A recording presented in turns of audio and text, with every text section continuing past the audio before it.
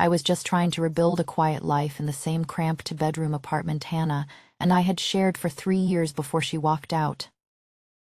Work from home, frozen inners that tasted like cardboard in the microwave, the same playlist on repeat echoing through the empty rooms. Nothing special, nothing disruptive.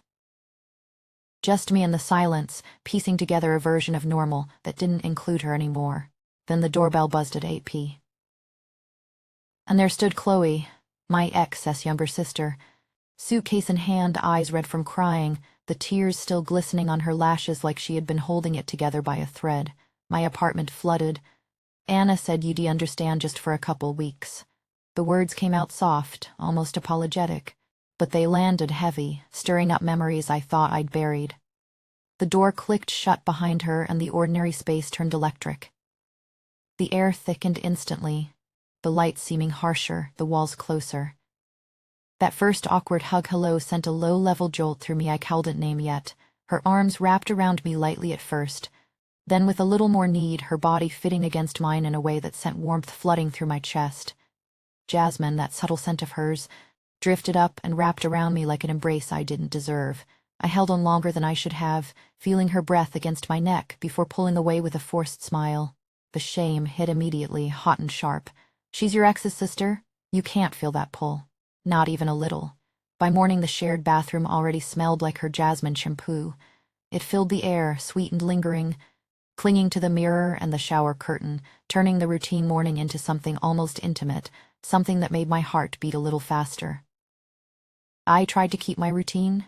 Coffee, laptop, but every time I passed the living room she was folding laundry in one of Anna's old turts that now looked completely different on her. The fabric draped over her in ways it never had on Anna. Soft folds that caught the light, making everything feel new and dangerous. Sorry, it'll stay out of your way, she said with a small, tired smile, but the apartment was too small for both of us to pretend we were untorbiting each other. We moved around each other like planets caught in the same gravity, close enough to feel the heat, far enough to pretend it wasn't happening. The first accidental brush of her shoulder against mine while reaching for the same mug left my skin burning for the rest of the day. The contact was brief. Just skin brushing skin, but it left a trail of heat that refused to fade, making me aware of every movement she made after that, every time she came near. I told myself it was the dry air, the static, but I knew better. It was her. It was this forbidden closeness starting to crack me open. We fell into making coffee together out of necessity. The kitchen was narrow, forcing us into each other's space whether we liked it or not. Her hand grazed mine reaching for the same spoon. The touch was nothing, yet it stayed on my skin like a brand, warm and insistent, sending sparks up my arm that I tried to ignore. I told myself it was just politeness, but inside I was already cataloging the warmth of her fingers, the way they felt soft and slightly cool from the counter, and the way her laugh sounded exactly like Anna's but softer, sweeter, forbidden in a way that made the guilt mix with an ache I hadn't felt in years.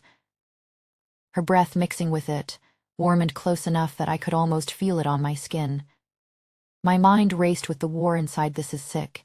Stop thinking about her like this, she's family, Anna's blood, but the craving was stronger, pulling at me like a tide I couldn't fight. Her eyes caught mine for a moment longer than necessary, and in that pause the tension thickened, the almost moment hanging there like a breath held too long.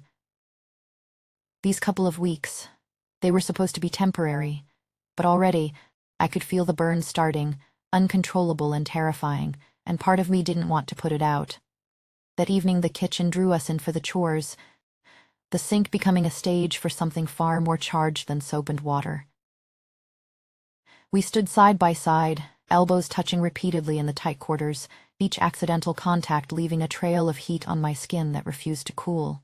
The water splashed warm between us, steam rising to blur the lines of reality, making the ordinary task feel loaded with possibility I knew I should reject. She hummed along to the night we met, the song playing softly from her phone, its melody weaving through the space like a thread pulling us closer.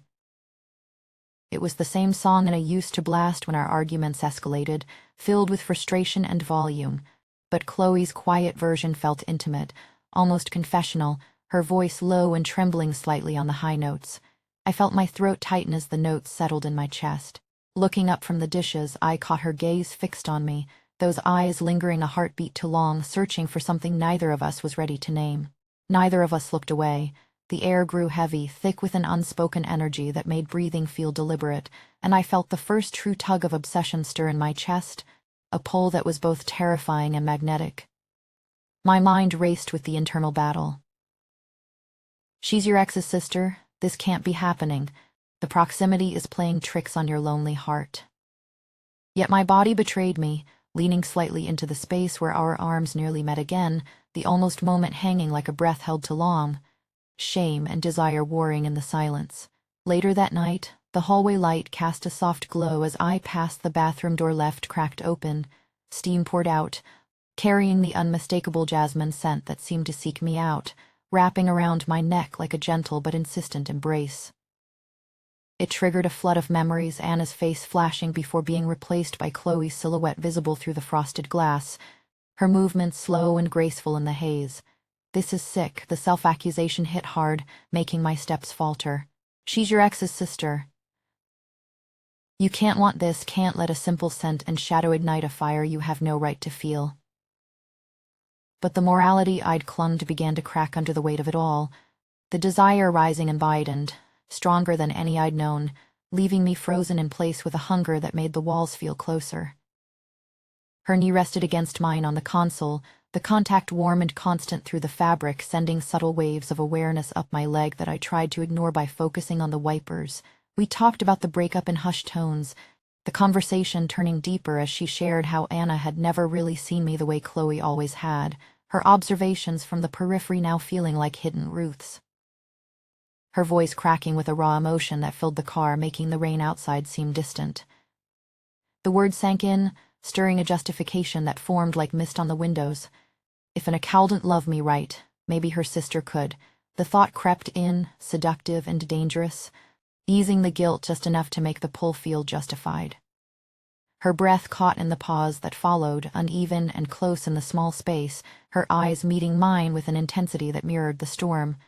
And I knew then that the tension was building toward something we might not be able to stop, the burns spreading further, uncontrollable and drawing us inexorably closer to the edge, stealing what little distance we'd managed to keep. She called from the hallway, voice edged with that nervous tremble I was starting to recognize too well, asking if I'd help with the zipper on her dress before she left for the office downtown. I told myself it was nothing, just a favor between people sharing cramped walls, but my feet carried me there anyway, heart already loud in my ears. She stood with her back to me, the fabric parting down the middle to reveal the warm curve between her shoulder blades, skin so soft it felt like it might bruise under the lightest pressure. My fingers found the zipper pull, brushing against her by accident, or maybe not, and the contact sent a slow heat blooming up my arm. That's all it was, yet I froze there, breath caught somewhere high in my throat, unable to move for the way her body seemed to lean back the tiniest fraction, inviting without a single word. She glanced over her shoulder then, eyes meeting mine in the mirror across the hall, her exhale shaky and close enough that I felt it ghost across my wrist. Thanks, she whispered, but the look lingered, heavy with everything we weren't saying, the air between us thickening like storm clouds rolling in. My hands stayed longer than necessary, tracing the zipper's slow ascent as if the fabric itself needed coaxing, while inside me the familiar war rage. She's your ex's sister. This is the kind of mistake that burns everything down. Pull away now before the gravity wins. I stepped back finally, but the ache followed me, a low pull deep in my chest that made the rest of the day feel like waiting for rain that refused to fall. Evening found us on the couch with a bottle of red we bought on that rainy grocery run, to glasses stretching into 4 as the city lights flickered beyond the window. She leaned in closer after the second pour, head resting light on my shoulder, the jasmine from her skin now threaded with the deep warmth of Cabernet, every breath she took pressing the scent deeper into me like a secret I couldn't unlearn. We traded stories about family holidays, the kind Anna used to recount with sharp little laughs, but Chloe's voice softened them, made them feel like something shared just between us, pulling laughter out of me until it died away into something quieter, heavier. Our faces ended up inches apart, the space between us alive with the kind of almost that made my pulse stutter. Her eyes dropped to my mouth for a heartbeat, breath warm and uneven, and then it happened, a single soft kiss. Nothing more, just lips brushing like a question either of us had the courage to ask out loud. The world narrowed to that one point of contact, electric and terrifying. Before I pulled back, heart slamming against my ribs so hard I thought she might hear it. "We can't," the thought screamed through me. "We absolutely cannot, not her, not like this." That night the apartment felt smaller than ever, walls closing in as I lay staring at the ceiling, replaying the kiss on a loop that left me breathless and ashamed. It had made me feel alive in a way nothing had since I walked out, every nerve humming with a hunger I hated myself for naming. She's family. This would tear apart whatever fragile piece we both scraped together. The moral voice clawed at me, relentless, reminding me how wrong the pull felt, even as my body remembered the exact warmth of her skin under my fingers earlier that day. Sleep stayed out of reach until I heard it through the thin wall, her crying, soft and broken, in the next room. The kind of lonely sound that echoed my own sleepless nights. It twisted something inside me, the hesitation cracking open into a different kind of truth, one that felt dangerous and inevitable all at once. We're both hurting, one time, just to feel something real. The thought hung there in the dark, pulling me toward her door with a force I wasn't sure I could fight much longer. The next evening dinner stretched between us like a held breath we were both afraid to release, her fork pausing midair as she finally looked up, eyes steady yet trembling at the edges. "I've wanted this since the day Anna brought you home," she said, voice barely above a whisper, the confession landing heavy in the quiet space between our plates. Those words poured over the last of my resistance like warm rain on cracked earth. Every moral objection it rehearsed in the dark simply evaporating. It wasn't betrayal anymore. Not really. Just to people who'd been carrying the same quiet hurt finally turning toward each other instead of away. The obsession didn't feel like a mistake now. It felt like the only honest thing left. Later the couch pulled us in without a word, city lights flickering soft through the window as the distance we'd guarded for days collapsed under its own weight. Her fingers slipped into my hair, tentative and certain, while my breath hovered against the jasmine warmth of her neck that sent blooming around us like something alive and inevitable. Our bodies drew close enough that I could feel the quick rise and fall of her chest matching mine, her thighs brushing mine in a way that sent slow electricity threading through every inch of unspoken space.